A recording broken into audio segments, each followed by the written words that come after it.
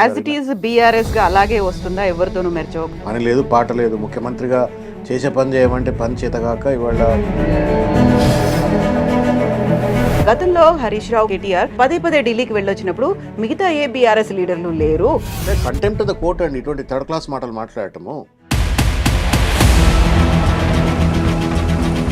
ఇది ఒక fabricated case, కావాలని చెప్పని వన్ షాట్ టూ బర్డ్స్ అనమాట.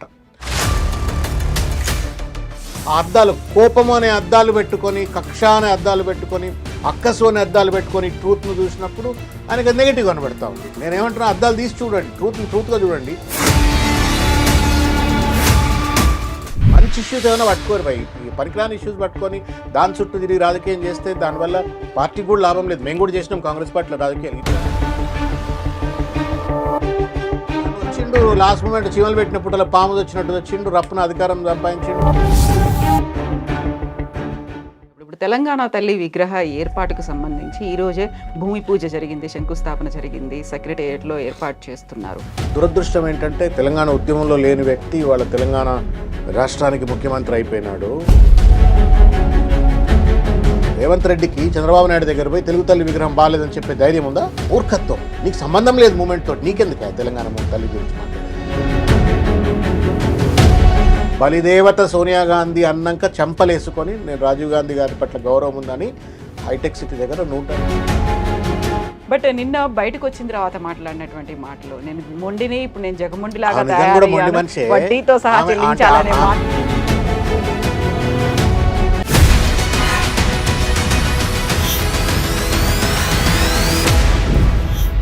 నమస్తే, welcome to I dream inside politics with కవిత.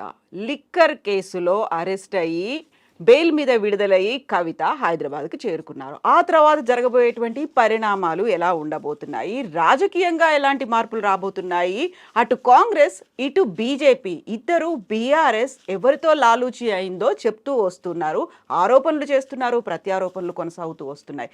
అయితే ఓవరాల్గా నెక్స్ట్ స్టెప్ ఎలా ఉండబోతోంది, బీఆర్ఎస్ అండ్ కవిత ఏం చేయబోతున్నారు? మనతో పాటుగా ఉన్నారు BRS senior leader Dasoju Shravan గారు. శ్రవణ్ గారు నమస్కారం, ఎలా ఉన్నారు మీరు?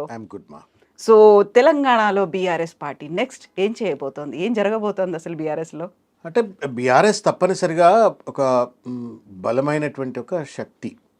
అధికారంలో ఇవాళ లేకపోవచ్చు, కానీ ప్రజల యొక్క మన్ననను చూరగొన్నటువంటి ఒక పార్టీ, ప్రజల ఆదరాభిమానాలు ఇంకా బలంగా ఉన్న పార్టీ. దాంతోపాటుగా ఒక బలమైనటువంటి most charismatic, accomplished, accepted leader KCR గారు లాంటి వాళ్ళు ఉన్నటువంటి ఒక పార్టీ. కాబట్టి తప్పనిసరిగా వనరులు ఉన్నాయి, బలమైన నాయకత్వం ఉంది, ప్రజల ఆదరణ ఉంది. వీటన్నిటి దృష్టిలో తప్పనిసరిగా BRS party will emerge certainly. ఇవాళ అందరూ అనుకుంటున్నారు ఓడిపోయింది కదా, ఇక చతికిల పడ్డారు కదా అని, but I don't think it will happen. నేను మూడు ఎంపీలున్న బీజేపీ 300 ఎంపీలకు ఎదిగిన ప్రస్థానాన్ని చూసినాము. నేను ప్రత్యక్షంగా కాంగ్రెస్ పార్టీలో చూసిన 2014లో గాంధీభవన్ మెట్లెక్కడానికి కూడా ఎవరికి దమ్ము ఉండకపోతుండే, ధైర్యము, దమ్ము, శ్రద్ధ 3 ఉండకపోతుండే. అటువంటి టైంలో అద్దంకి దయాకరు, నేను కొంతమంది పోయి కూర్చొని అక్కడ we continuously used to work. And then today where it is you have seen. So everything is possible. It's stupidity on anybody's part that party will diminish, party will not exist అనేటువంటిది. తప్పనిసరిగా it will bounce back, strike back and it will come in to power soon. అది మళ్ళీ వచ్చేయాలి. As it is BRS గా అలాగే వస్తుందా? ఎవరితోనూ మెర్చవకుండా, ఇంకెవరితోనూ కలిసిపోకుండా? అవసరం ఏంటమ్మా? 60 లక్షల మెంబర్షిప్లు చేసిన పార్టీ అధికారం పోయింది కాబట్టి లెట్స్ సే 50% పోయింది అనుకుందాం, ఆర్ ఈవెన్ 60% మెంబర్షిప్ పోయింది అనుకుందాం. But still let's say you have 20 lakh soldiers నీ చేతిలో ఉంటే, తెలంగాణ సాధించినటువంటి ఒక ప్రజల నుండి ఆ ప్రేమను సంపాదించిన పార్టీగా, అస్తిత్వం ఉన్న పార్టీగా, ప్రతి జిల్లా హెడ్ క్వార్టర్లో కార్యాలయాలు ఉన్న పార్టీగా, ప్రతి పల్లెలో జెండా కట్టడానికి, దిమ్మె కట్టడానికి, కేసీఆర్ నాయకత్వాన్ని బలపరచడానికి కార్యకర్తలు ఉన్న పార్టీగా ఎవరితో మెర్జ్ కావాల్సిన అవసరం లేదు. ఇదంతా కావాలని చెప్పని పనికిమాలిన వాళ్ళు కొంతమంది చేసేటువంటి ఒక పనికిరాని ప్రయత్నం. రేవంత్ రెడ్డి లాంటి వాళ్లకు పని లేదు, పాట లేదు. ముఖ్యమంత్రిగా చేసే పని చేయమంటే పని చేతగాక ఇవాళ ఉటినే బీఆర్ఎస్లో బీజేపీ మెర్జ్ అవుతుందని, లేకపోతే బీజేపీ వాళ్ళకు పని లేదు, పాట లేదు, వాళ్ళు ఏదో అడ్డమైన మాటలు మాట్లాడటం. అక్కడ కేంద్ర సహాయ మంత్రి కూడా అంటున్నారు, ఇక్కడ ఎలా అయితే ముఖ్యమంత్రి అంటున్నారో అక్కడ కేంద్ర సహాయ మంత్రి బండి సంజయ్ కూడా అదే మాట చెప్తూ వాళ్ళిద్దరూ రెండు వేర్వేరు పార్టీలు, కానీ ఒక నాణానికి రెండు వైపులు వాళ్ళిద్దరు. బండి సంజయ్ గారు, రేవంత్ రెడ్డి గారు. ఈయన ఏమంటే ఆయన తాన తందాన అంటాడు, ఆయన ఏమంటే ఈయన తాన తందాన అంటాడు. మరి అది ఏం అండర్స్టాండింగో నాకు తెలియదు, కానీ మొత్తానికి మాత్రం చూస్తానికి కూడా అప్సర్డ్ ఉంటుంది. నేను నిన్నమన్న కూడా చూసిన కవిత గారు కాంగ్రెస్ లాయర్లు అని. ఎవరు కాంగ్రెస్ లాయర్లు, ఎక్కడ కాంగ్రెస్ లాయర్లు? జస్టిస్ నరసింహారెడ్డి గారి పైన కేసీఆర్ గారు వేసినటువంటి ఒక కేసులో జస్టిస్ నరసింహారెడ్డి గారికి అంటే ప్రభుత్వం తరపున రిప్రజెంట్ చేసింది మను సింఘ్వి. ఆయనను కాంగ్రెస్ పార్టీ ఎంపీ అయితే బీఆర్ఎస్ చెప్తే కాంగ్రెస్ పార్టీ ఎంపీ అయిండు అని చెప్పని మాట్లాడితే మెదడు ఉండి మాట్లాడతారా, మెదడు లేక మాట్లాడతారా? వాళ్ళు పెద్ద నాయకులు, వాళ్ళ అదృష్టం కొద్దీ పెద్ద పొజిషన్స్లో ఉన్నారు. వాళ్ళ ఆ పొజిషన్ అన్న గౌరవించే రీతిలో మాట్లాడాలి. పిచ్చి పిచ్చిగా మాట్లాడి ప్రజల్లో వాళ్ళు పల్చన్ అయిపోయి ప్రజల్ని కన్ఫ్యూజ్ చేసి మాట్లాడితే అర్థం లేదు.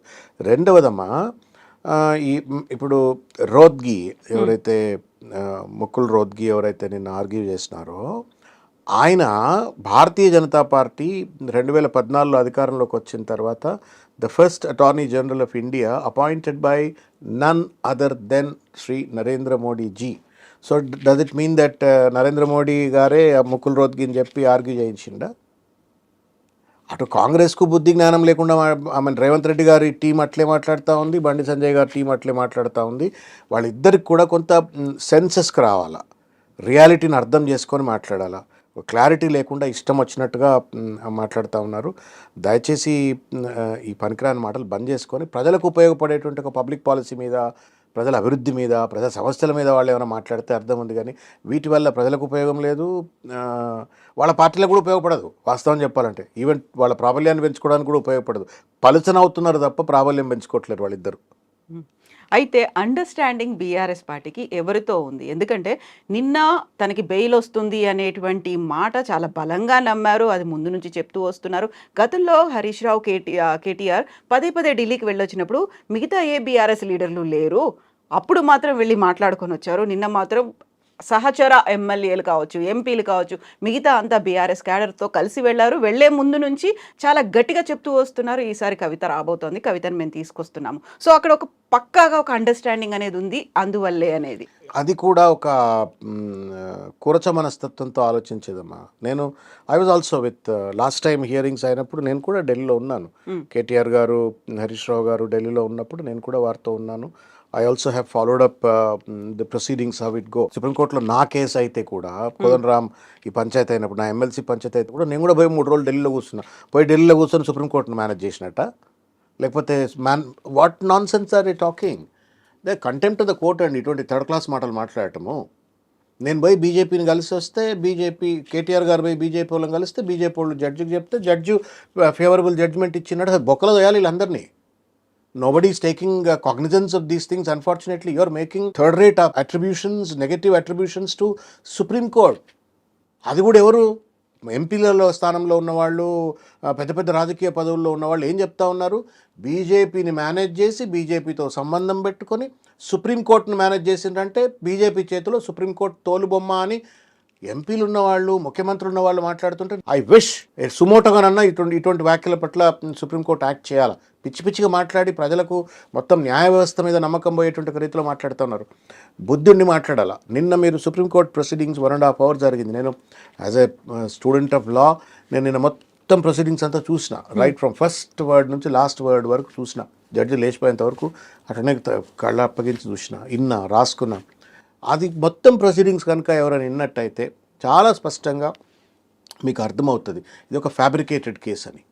ఇది ఒక ఫ్యాబ్రికేటెడ్ కేసు, కావాలని చెప్పని 1 shot 2 birds అనమాట. లైక్ ఒకటే బుల్లెట్ తోటి, ఒక కేసు తోటి కేజ్రీవాల్ను కొట్టేసిండ్రు, కేసీఆర్ను కొట్టేసిండ్రు. కేసీఆర్ గారిని ఎన్నికల ముందు ఈ కేసు పెట్టి ఆయనను మనోధైర్యాన్ని దెబ్బతీసి ప్రజల్లో ఒక రకమైనటువంటి ఒక తప్పుడు ప్రచారం చేసి ప్రతిష్టను దిగజార్చే ప్రయత్నం చేసిండ్రు, కేజ్రీవాల్ను దిగజార్చే ప్రయత్నం చేసిండ్రు. ఈ could not even campaign during parliament elections కదా. సో ఇది ఒక 1 shot 2 birds లెక్క ఒక కాన్స్పిరసీతో పెట్టిన కేసు అని చెప్పని స్పష్టంగా నేను చెప్పినట్టు ఆర్గ్యుమెంట్. అక్యూజ్డ్ కన్ఫెషన్స్ మీద ఎట్లా కేసులు పెడతారండి, మీ పద్ధతేనా అని చెప్పని జడ్జి ఆడ కూర్చున్న జడ్జి అడుగుతుంటే తర్వాత మీరు ఇన్వెస్టిగేషన్ అయిపోయింది, ఛార్జ్షీట్ ఫైల్ చేసినారు, 500 మంది విట్నెసెస్ని ఎగ్జామిన్ చేసినారు, 5000 page రిపోర్ట్ సబ్మిట్ చేసినారు. ఇంత చేసినాక ఇంకా ఎందుకంటే లోపల ఉండాలన్న తర్వాత bail is a fundamental human right అని చెప్పని సుప్రీంకోర్టు అనేక జడ్జ్మెంట్స్లో ఈ మధ్యకాలంలో చెప్పిన తర్వాత మహిళ కాబట్టి under section 45 she deserves to get the bail అని చెప్పని చట్టాలు చెప్తున్న తర్వాత ఇంకా ఏదో పైరవి చేసిండ్రు అని అంటే మూర్ఖులు అన్నట్టు. చట్టం మీద అవగాహన లేదు, రాజ్యాంగం మీద అవగాహన లేదు, కోర్టుల పైన గౌరవం లేదు, చిల్లర మల్లరగా ఏది పడితే అది మాట్లాడచ్చు. పేపర్ల ఫ్రంట్ పేజ్లో వేసే పేపర్లు తగలబడ్డాయి, బ్యానర్ ఐటమ్లు పెట్టి బ్యానర్స్ పెట్టి ప్లేట్ బ్రేకింగ్లు ఇచ్చే టీవీలు తగలబడ్డాయి, యూట్యూబ్ ఛానల్ తగలబడ్డాయి. కాబట్టి ఏది పడితే అది మాట్లాడచ్చు అంటా ఉన్నారు. By talking so you are disregarding the judiciary, you are disregarding the supreme court, which is very unfair. Case నడవాలా నడవాలా, న్యాయం రావాలా, ఇంకా ట్రయల్స్ ఉన్నాయి, ఇంకా ఆర్గ్యుమెంట్స్ ఉంటాయి. Let law takes its own course of action.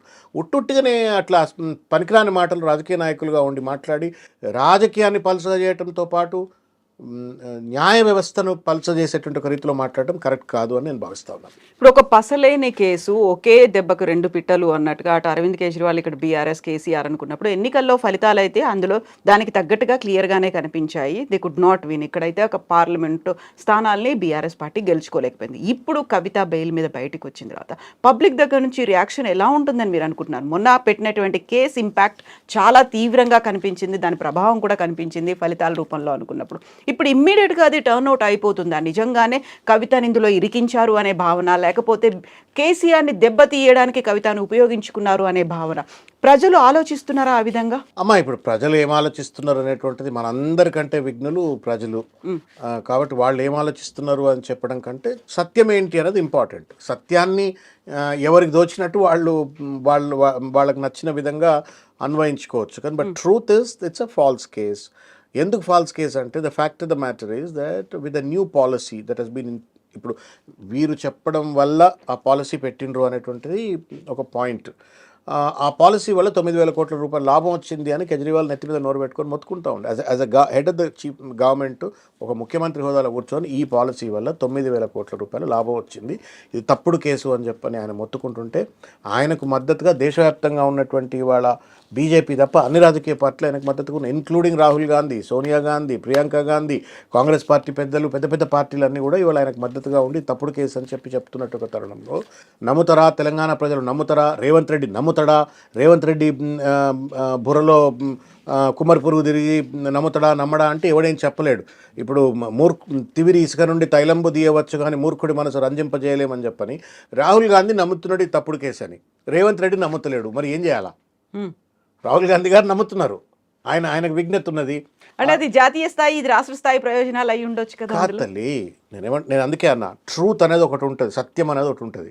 ఈ సత్యాన్ని నేను ఎట్లా అన్వయించుకుంటా, మీరు ఎట్లా అన్వయించుకుంటుంది అనేటువంటిది మనకున్నటువంటి ఒక దార్శనికత, విఘ్నత, మనకున్నటువంటి ఒక ఫ్రేమ్ ఆఫ్ రిఫరెన్సెస్ బట్టి మనం you interpret and you make some conclusions.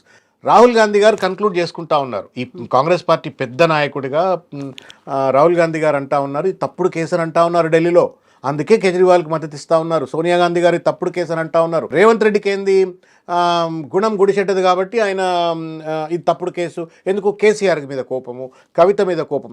ఆ అద్దాలు, కోపము అనే అద్దాలు పెట్టుకొని, కక్ష అనే అద్దాలు పెట్టుకొని, అక్కసు అనే అద్దాలు పెట్టుకొని ట్రూత్ను చూసినప్పుడు ఆయనకు నెగిటివ్ కనబడతా ఉంది. నేనేమంటున్నా, అద్దాలు తీసి చూడండి, ట్రూత్గా చూడండి. Number one party cannot have 2 contradictions. ఒకటే పార్టీ ఒక అంశం పట్ల 2 భిన్నమైనటువంటి అభిప్రాయాలు ఉండడానికి వీలేదు.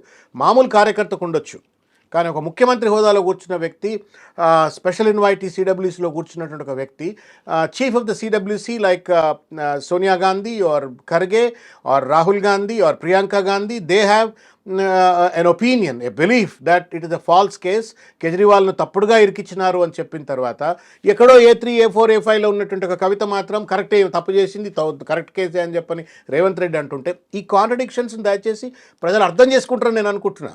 రేవంత్ రెడ్డికి అర్థం కాకపోవచ్చు, రేవంత్ రెడ్డి చుట్టూ భజన కొట్టేటోళ్లకు అర్థం కాకపోవచ్చు, అది మూర్ఖత్వంతో చేస్తున్నట్టు ఒక పని. మంచి ఇష్యూస్ ఏమైనా పట్టుకోరు భయ్, పనికిరాని ఇష్యూస్ పట్టుకొని దాని చుట్టూ తిరిగి రాజకీయం చేస్తే దానివల్ల పార్టీకి కూడా లాభం లేదు. మేము కూడా చేసినాం కాంగ్రెస్ పార్టీలో రాజకీయాలు, ఇట్లా రాజకీయాలు పనికిరాని రాజకీయాలు చేయలే. We caught hold of issues, public issues ఏమైనా ఉండి పాలసీ రిలేటెడ్ ఇష్యూస్ ఉంటే వాటిని పట్టుకోవాలి, వాటితో కొట్టడం. కానీ ఈ పనికిరాని అంశాలన్నీ పట్టుకొని దాని చుట్టూ తిరిగి బటగాల్చి మీదేసి తద్వారా రాజకీయ పలచన అవుతూ ఉన్నారు. You are contradicting Rahul Gandhiji.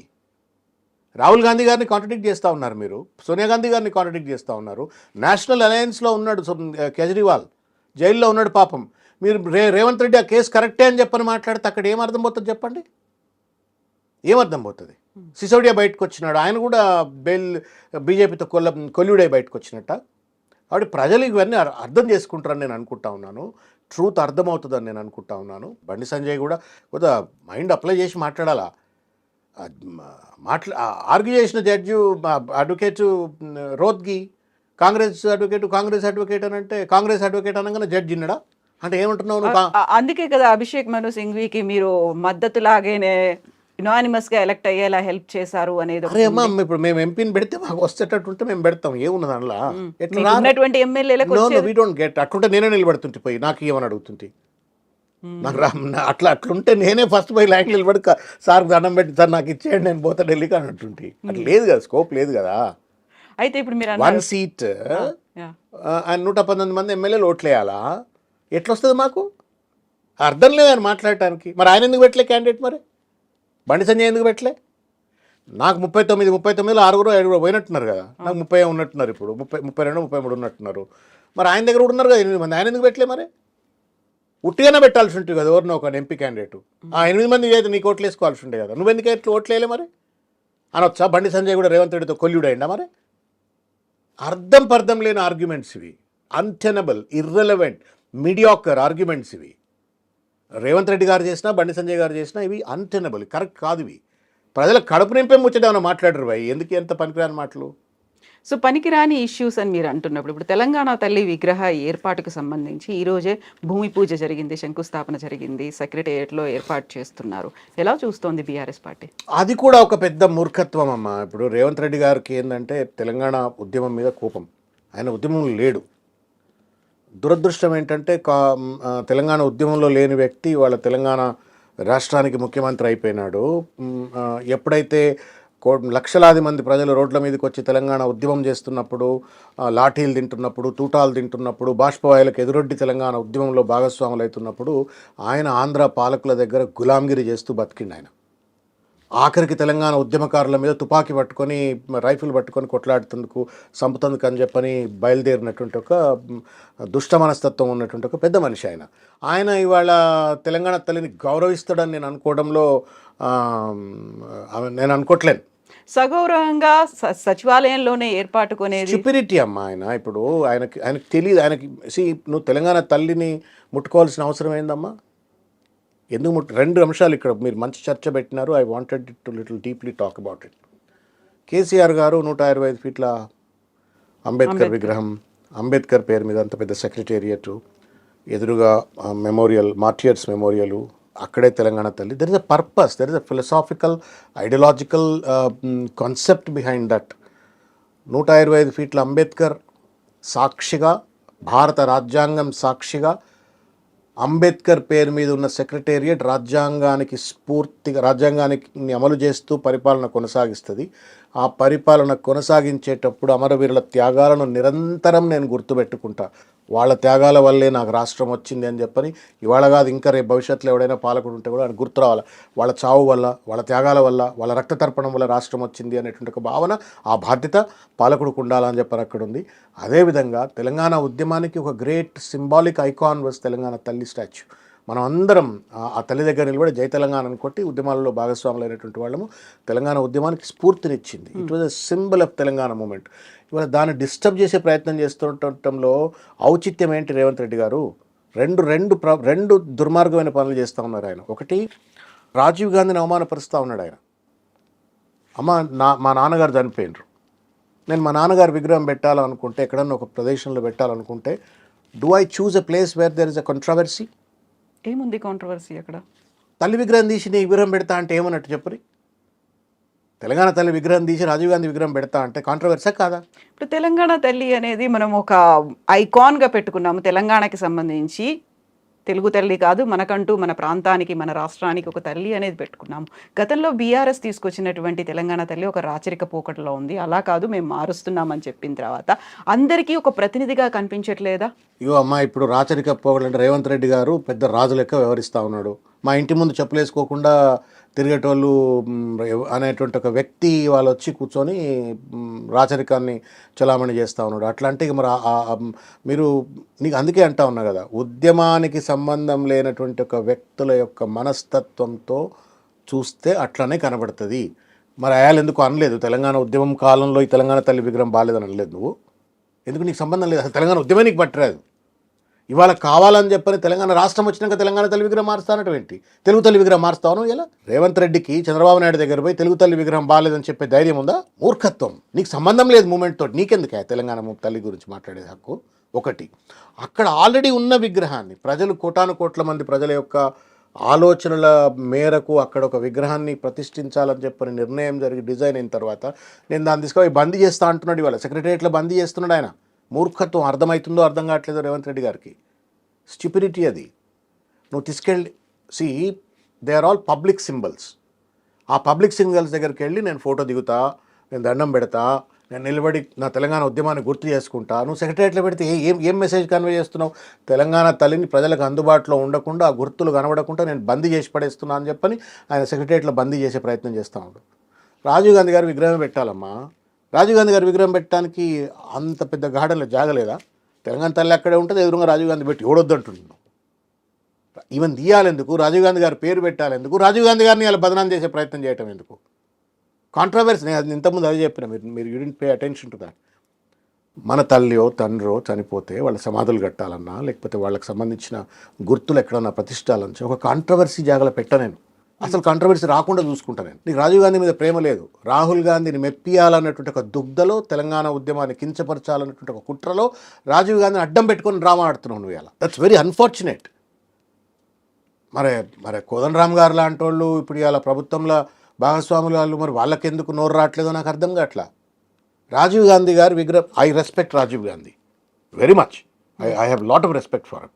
Because 18 సంవత్సరాలకి ఓటు హక్కు ఇచ్చిండు, పంచాయతీరాజ్ చట్టాల్లో లోకల్ బాడీస్లో రిజర్వేషన్స్ ఇచ్చిండు, లోకల్ బాడీ ఎంపవర్మెంట్ కావాలని చెప్పి కొట్లాడిండు. The father of the science and technology revolution in this country. Why are you making him in to a controversy? పెట్టు హైటెక్ సిటీ దగ్గర మంచిగా 125 అడుగుల రాజీవ్ గాంధీ విగ్రహం పెట్టవా నీకు ప్రేమ ఉంటే. నిజంగానే రాజీవ్ గాంధీ పైన రేవంత్ రెడ్డికి ప్రేమ ఉంటే, బలిదేవత సోనియా గాంధీ అన్నాక చెంపలేసుకొని నేను రాజీవ్ గాంధీ గారి పట్ల గౌరవం ఉందని హైటెక్ సిటీ దగ్గర 125గా 250 ఫీట్ల విగ్రహం పెట్టు. I will salute. Because he deserves that credential. Because he is the one who rooted, who sowed the seeds of technological development in this country. పెట్టండి, ఎవరొద్దంటున్నారు? ఇక్కడ ఎందుకు పెట్టాలంటున్నావు? ఎక్కడనే పెట్టదలుచుకుంటే ఆమెను ఎందుకు జరపాలనుకుంటున్నావు? పక్కకు పెట్టు, ఎదురుగా పెట్టు, జాగుందిగా అంతా. అంటే ఏంటంటే ఒక మూర్ఖత్వం. అంటే వెనకటికో సామెత, పనిలేని ఆయన పిలితలకాయ కొరిగిండు అని ఒక సామెత ఉంటుంది. అది చేస్తూ ఉంటారు రేవంత్ రెడ్డి. పని లేదు, పాట లేదు, సీరియస్నెస్ లేదు అడ్మినిస్ట్రేషన్ మీద. వాని వీని కూల్చాలా, సినిమాటిక్గా థియేటర్స్ చేయాలా, డ్రామాలు చేయాలా, హైడ్రా పేరు మీద కూల్చాలా, డ్రామాలు చేయాలా, లేకపోతే ఒక నిర్దిష్టమైనటువంటి ఒక ప్రణాళిక, ఒక పాలసీ చేయాలి. ఇంతవరకు there is no education policy. 9 months అయిపోయింది. There is no education policy, there is no health policy, there is no industrial policy, there is no agriculture policy, there is no policy at all. Just the mere announcement and statements. గిలికా జలు పెట్టుకుంటారు. కొంతమంది ఉంటారు ఈ ఊళ్ళలో పిల్లగాళ్ళు ఉంటారు, ఉట్టుట్టుగానే పోయేటోని వాని వీని గోకి గీకి పంచాయతీలు పెట్టుకుంటారు. అట్లా చేస్తూ ఉండే ఆయన ఇప్పుడు, which is wrong. You're chief minister sir, you're a chief minister, honourable chief minister. చిన్నపిల్లాడు చేసినట్టుందండి. బరాబర్ కేసీఆర్ మళ్ళీ వస్తాడమ్మా. నేనైతే బలంగా నమ్ముతున్నా. ఎందుకు నమ్ముతున్నా అంటే, in this country people vote to dethrone somebody. మాయమాటలు చెప్పిండ్రా, ఇంకోటి చెప్పిండ్రా, ప్రజలు నమ్మిండ్రు. రేవంత్ రెడ్డిని నమ్మతం పాటు సరే 10 ఏళ్ళు సార్కి అధికారం ఇచ్చినాం కదా అనుకున్నారు, గద్దె దింపిండ్రు. బరాబర్ రేవంత్ రెడ్డిని గద్దె దింపుతారు మీరు చూడండి. ఇప్పుడు ఎలక్షన్స్ పెడితే దిగుతాడు, ఒకవేళ పొరపాటున ఇప్పుడైనా ఎలక్షన్స్ వస్తే దిగుతాడు, గద్దె దిగుతాడు. నాకు తెలిసి ఆ పార్టీలో కూడా దించుతారు, ఎందుకంటే he is destroying the whole 10 years of Congress ఎఫర్ట్ను డిస్ట్రాయ్ చేస్తుండే ఆయన. దాన్ని వచ్చిండు లాస్ట్ మూమెంట్ చీమలు పెట్టినప్పుడు అలా పాము వచ్చినట్టు వచ్చిండు, రప్పున అధికారం సంపాదించిండు, దాన్ని ఆగమాగం చేస్తూ ఉన్నాడండి.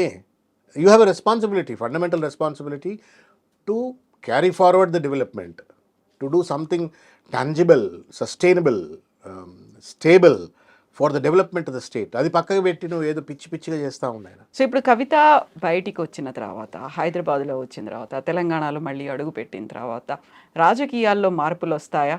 ఎలా చూస్తున్నారు? నేను అదే అడగబోతున్నాను. She will certainly, she should. ఆమె ఏం చేస్తుందో నాకు తెలీదు, because end of the day it's all about how our leader thinks about utilising her. But నిన్న బయటకు వచ్చిన తర్వాత మాట్లాడినటువంటి మాటలు, నేను మొండిని, ఇప్పుడు నేను జగమొండిలాగా వడ్డీతో సహా చెల్లించాలనే మాట. ఆమె వాస్తవం కూడా కొంత పర్సువేషన్ ఉన్నటువంటి ఒక వ్యక్తి పనిచేస్తుంది, కష్టపడుతుంది, పనిచేస్తుంది, ఫోకస్డ్గా పనిచేస్తుంది. లేకపోతే బతుకమ్మ అందరం ఆడినాం. మా నాయనమ్మ, మా తాత ముత్తాతల కానించి ఇంకా జనరేషన్స్ నుంచి బతుకమ్మ ఆడినారు. బట్ బతుకమ్మను ఉద్యమ బావుటగా మార్చిన తర్వాత దాన్ని పర్సువేసివ్గా ప్రజల్లోకి నెట్టడంలో తన పాత్ర వాజ్ వెరీ ప్రొడామినెంట్. బతుకమ్మ దగ్గర జై తెలంగాణ పాటలు వాడలే కదా. ఇప్పుడు మా నాయనమ్మ, మా అమ్మ ఊళ్ళల్లో బతుకమ్మలు ఆడితే ఎప్పుడు జై తెలంగాణ పాటలు వాడలే. బట్ బికాస్ తెలంగాణ మూమెంట్లో దానికి ఉద్యమ బావుటగా మార్చటము, దాన్ని ప్రజల్లోకి తీసుకెళ్ళటం, కాబట్టి ఆమెకు ఆ పర్సువేషన్ ఉంది, ప్రజలతో కనెక్ట్ ఉంది, ప్రజలను కన్విన్స్ చేయగలిగేటువంటి ఒక ఆర్టికులేషన్ స్కిల్ ఉంది. కాబట్టి తప్పనిసరిగా ఒక మంచి లీడర్గా సర్వైవ్ అవుతుంది, లీడ్ చేస్తుందని నేను అనుకుంటున్నా, చేయాలని కోరుకుంటున్నా. ఏం చేస్తుంది అంటే కేసీఆర్ గారు చెప్పాలా. ఎస్. సో నెక్స్ట్ రేపటి నుంచి ఎలాంటి పరిణామాలు చోటు చేసుకోబోతున్నాయి, రాజకీయంగా ఎలాంటి మార్పులు వస్తున్నాయి అనేది జస్ట్ చూడాలి అంతే. I'm sure she will play a vital role and she should play a vital role అని నేను అనుకుంటున్నా. End of the day KCR గారు సర్టన్లీ ఆయన ఇంత కష్టపడి తెలంగాణ ఉద్యమంలో పనిచేసినారు. తెలంగాణ రాష్ట్రాన్ని 10 సంవత్సరాల పాటు 1,15,000 రూపాయలు ఉన్న జీడిపిని, పర్ క్యాపిటల్ ఇన్కమ్ను 3.5 లక్షల పర్ క్యాపిటల్ ఇన్కమ్కు one of the indicators I'm just talking about డెవలప్మెంట్లో పట్టుకొచ్చినారు. ఇవాళ దాన్ని ఆగం కాకుండా చూసుకునే బాధ్యత ప్రతిపక్ష పార్టీగా ప్రజలు ఆయన పైన పెట్టినారు. కేసీఆర్ గారి పైన ప్రతిపక్ష పార్టీ హోదా పెట్టినారు. తప్పనిసరిగా రేవంత్ రెడ్డి నిలదీస్తారు. రేవంత్ రెడ్డిని నిలదీస్తాము, ప్రభుత్వం చేసేటువంటి ఒక తప్పులను నిలదీస్తాము, వాళ్ళలో ఉన్న డొలతనాన్ని నిలదీస్తాం, ఇటువంటి మూర్ఖ పనులు ఏమైనా ఉంటే వాటిని కూడా ప్రజలకు ఎడ్యుకేట్ చేస్తాం. That is the job of opposition. The beauty of democracy అదే కదా. అధికార పక్షం వాళ్ళకి తోచిన విధంగా వాళ్ళు చేయాలా, ఈ తప్పు ఉన్నప్పుడు ఈ తప్పు అని చెప్పేది ప్రతిపక్షం. That is the beautiful dynamics of the democracy. అదే కాన్స్టిట్యూషన్లో ఉన్న స్పిరిట్ అది. కాబట్టి రాజ్యాంగబద్ధంగా తప్పనిసరిగా కొట్లాడతాం. ఆ కొట్లాట 101% కేసీఆర్ గారిని మళ్ళా కుర్చీ మీద కూర్చోబెడుతుందని నేను నమ్ముతున్నాను. ఎస్ అన్న, thank you so much. Thank you.